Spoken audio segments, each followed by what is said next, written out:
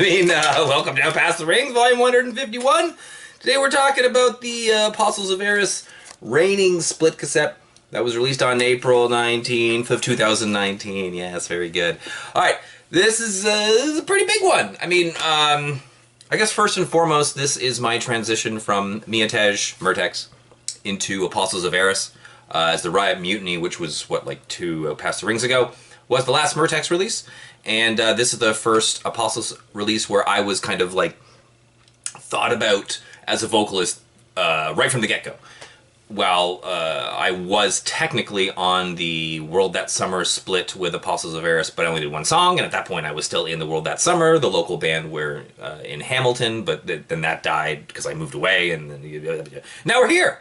So this project is definitely still a thing, but it's very cool to look back at kind of the first real, I feel like, collaboration that Jesse Mowry and I did. So if you're not aware, Apostles of Eris is Jesse Mowry's solo project, or is. We're going to be playing shows this summer at ZBR Fest this summer. So I think you can officially say it's a band, but it's his brainchild. Jesse Mowry is a goddamn genius if you have not come to that conclusion on your own already. So both Jesse and I, first of all, tracks 1 and 4 were originally done as 1 and 2. So those were the first 2 tracks that Jesse ever sent me. So it was A Fire for Your Horrid Life was the first one, and One for All That I Know is supposed to be the second part of that. So it was kind of like 2 songs as one, and One for All That I Know was just my favorite song, so it was just like, we should just put that one first. Who cares about the titles? So yeah. I was peaking pretty hard in terms of my vocal recordings during, you might notice, on 1 and 4, and then I think I kind of evened it out afterwards because I also recorded the songs for Edie's De Facto in Scripture, the 4-song EP, where I did 2 of the songs. That was recorded in the same session as this EP. Now, Jesse and I have both agreed that this is kind of when we got to the place that we wanted to be in terms of what we were able to do with our abilities. So I was only able to do one thing, which is just scream. But I think my lyrics are better too. Especially, I reread them and I was quite surprised. I'm like, damn, I wrote some of that? That was pretty decent. But I had got my scream kind of down at this point, and my vocal placement was more my own thing instead of just where can I fit vocals. So listening to this is a way more patterns and stuff, and honestly, if you listen to this and then listen to the new stuff, it's really not that different. I mean, sure, things are tighter, there's maybe better arrangement and stuff, but the songs are very similar. They're just maybe less produced or whatever. And Jesse, let me just read what Jesse said. Overall, this is where I felt like I was really starting to get the sounds and vibes that I had been striving for. I do wish I could go back and remix it because I didn't really understand how to mix multiple vocalists and pan them really weirdly. Plus, everything else could sound better, but there's a chance those files are gone forever. So, I really like it. It doesn't sound lo-fi, but it doesn't sound overly produced. I don't really even know what to describe it as. It's kind of just like the Apostles of Eris sound that we had for a while. And then recently we had Pete Grossman over at Brick something, I think it's Bricktop Studios, in Chicago, just, really bring our stuff to the next level, and that's on the Gossip Split. So moving forward, we'll be using Grossman every time. But this, like I said, it holds a special place in my heart. There's a really good collection of songs. We'll go through them really quickly here. So I already kind of talked about 1 and 4, but A Fire for Your Horrid Life this was back, early Trump era, and it's so funny because he just got arrested the other day. Fuck you, you piece of shit. So this was about how things were starting to seem like they were really going downhill, and I was well more accurate than I had hoped. And One for All That I Know is about, God, what is it? It's essentially trying to own up to my own issues and kind of burn. That's kind of the main line. I must let it go or it never ends. Repeat again. I must let it go. Burn all that I know. So I was kind of just the entire way that we view everything is just botched beyond belief from, just shitty history and, you know, government and corporate greed and stuff getting in and kind of just fucking all that up. So like using the economy, for example, as a basis for everyday life for everyone is just absolute bullshit. So that was what that was about. Fascist pacifist is about kind of like, if you are a pacifist at this point with the way that the world is going, you're pretty much a fascist. Because if you're not fighting back against these fuckers, then you're almost as bad because you're letting it happen. So you need to say something about it.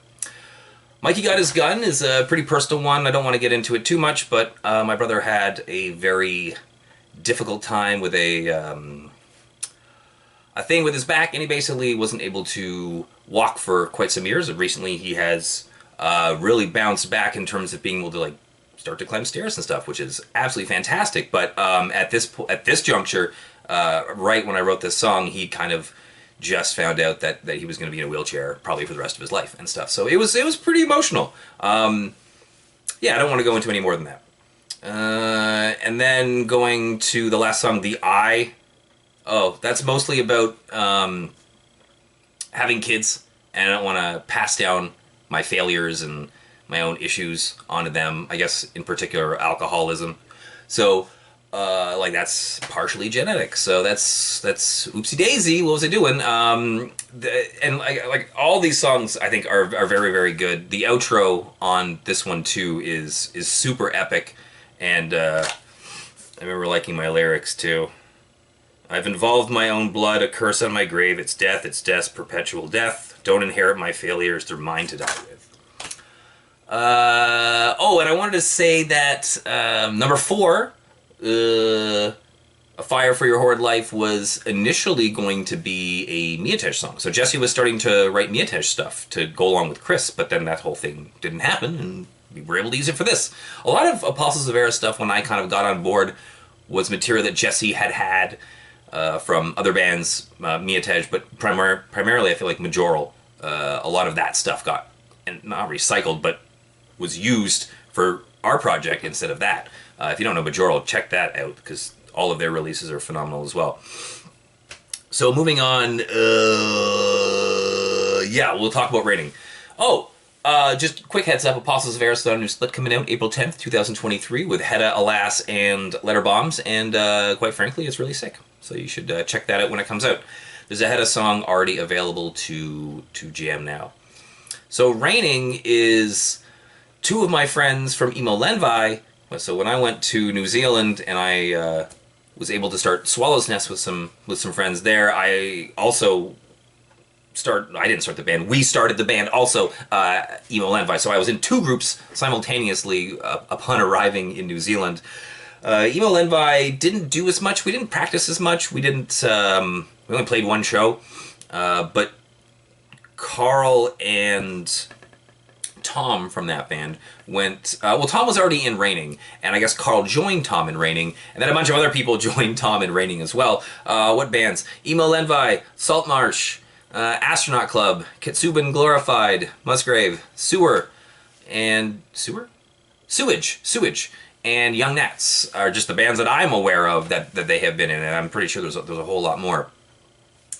They had 4 vocalists upon this recording. This is, I think, the first recording that had 4 vocalists.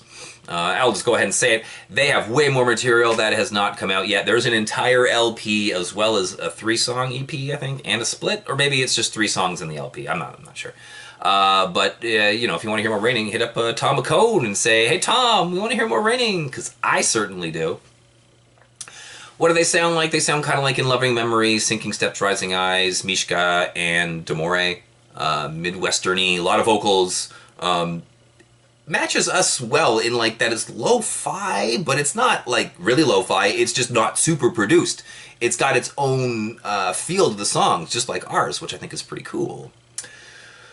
Yeah, they also submitted 5 songs, and they're all very, very good. There's 2 in particular that are super screamy. I think it's Blank Tree and Inoperant. I don't remember. But the songs are really good, and if you have not checked out Raining, you really should, because they're excellent. And honestly, I'm very, very proud of this split. I think it's really good.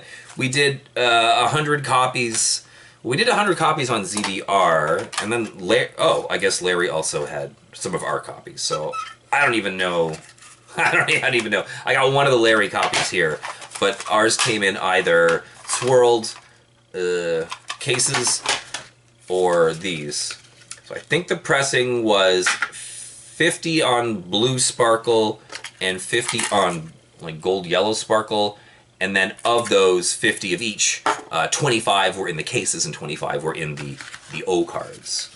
Now, I still have a fair amount of these left. Not a fair amount. I got like 10 left, but I haven't made them. So if you order one, then I'll make them. I definitely have a couple that are already in the swirl cases, which honestly are pretty sick. They look really nice. Oh, the art. Oh, shit. The art for this, when I went to China a long time ago, like 10 years ago or something like that. It's probably longer than that. Anyway, we went to like a temple or something, and there were painters doing like paintings, and you could purchase them as you're walking through. And I remember watching some of them paint, and I looked at some of the ones that were for sale. It's like, oh my god, these are super, super nice. And they were like 10 to 20 bucks each for, you know, like a scroll. They were painted on a scroll and then done up. They look fantastic. So I got 2 or 3 of them, and this is one of them. I just basically took a picture of the art and sent it to Dave Cullen, who finished designing the rest of the stuff. I love the colors of this. I think the whole package is absolutely fantastic. Where's the blue one? Here it is. There's the blue one.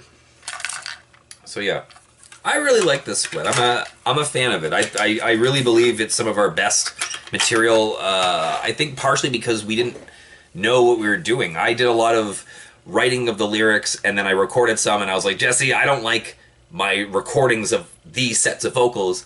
You just do them. So there's so much back and forth in this release that really hasn't been replicated since, because we don't write like that anymore.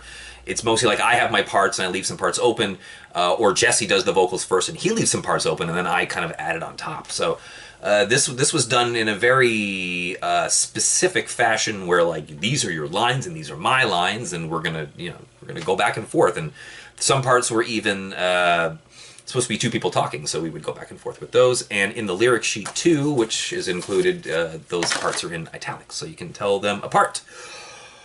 I've been talking for a long time. Tom from Raining also stayed with me for a very long time with Bethany. I love me some Tom and Bethany. Tom was also on the Gossip split for at least one song, and you can find him on the Happy Birthday cover from Apostles of Eris that ended up on a Grave Neighbors comp, I believe. Oh crap, I didn't look what was next. Oh shit, it's the first Blue Noise demo. Oh my god, that's gonna be fun. Only 2 songs, but absolute bangers. Blue Noise is amazing. Maya, bring back Blue Noise! Should we just finish it there? Do I have an outro even planned? I just had... No. Here's my outro.